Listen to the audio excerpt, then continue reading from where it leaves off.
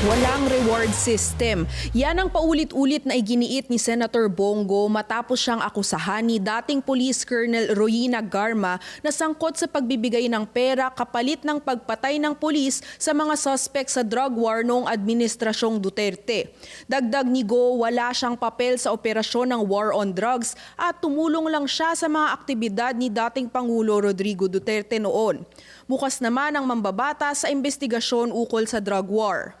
Kung kakailanganin po para magkaroon tayo ng parallel investigation dito sa Senado para malaman po natin ng katotohanan, I'm very much willing na mag-file din po ng resolution para magkaroon po ng investigation rin po dito sa Senado. Aniya, kung kailanganin ay dadalo siya sa Quadcom hearing ng Kamara kung saan inilahad ni Garma ang aligasyon laban sa kanya. Gusto natin ng katotohanan, kaya lang po meron tayong interparliamentary courtesy. Kaya nga po pwede kaming mag-hearing din po dito sa Senado kung kakailanganin. Pero hindi ganyan ang pananaw ni Senator Bato de la Rosa. Nadawit si de la Rosa hindi lang sa akusasyon ni Garma. Sinabi rin ni self-confessed drug lord na si Kerwin Espinosa sa Quadcom na pinilit siya ng mambabatas na sabihing sangkot si dating Senador Laila de Lima sa iligal na droga. Sa panayam ng Abante Radyo, sabi ni de la Rosa maaaring sadya ang pagluluto ng mga akusasyong ito.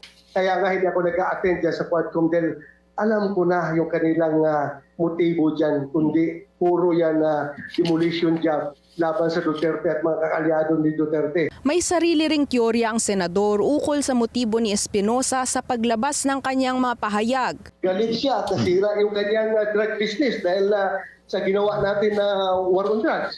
Pangalawa, meron siyang gratitude na dapat bayaran doon sa mga tao na nasa likod sa kanyang pagka-dismiss ng kanyang kaso. Napakalakas ng kaso laban sa kanya. All of a sudden, nung nawala si Duterte, pinalitan ni Marcos, yun na-dismiss na yung kaso ni Kerwin Espinosa. So, mayroong somebody na sa likod yan na nagpapadismiss ng kaso niya. Iimbitahin naman sa susunod na hearing ng Quad Committee si Ermina Espino alias Muking. Siya ang sinasabing staff ni Go na pinagkukuhanan ng pondo para sa umunoy reward system. Agad naman niyang pinabulaanan ni Go. Hindi po totoo yan. Kasabi ko nga, wala pong reward system. So ang mga trabaho ng mga staff, administrative matters, presidential engagement, schedule, appointments. Kawawa naman yung mga Pilipino na mga ordinaryong staff na nagtatrabaho, na nadadamay dito sa mga baseless accusation, mga hearsay.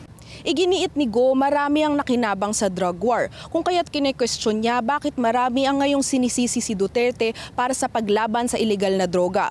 Matatanda ang kamakailan lamang sabay na binisita ni Go at dating Pangulong Duterte si Iglesia ni Cristo Executive Minister Eduardo Manalo.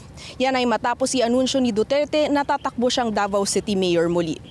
Para sa Agenda, Agatha Gregorio, BNC.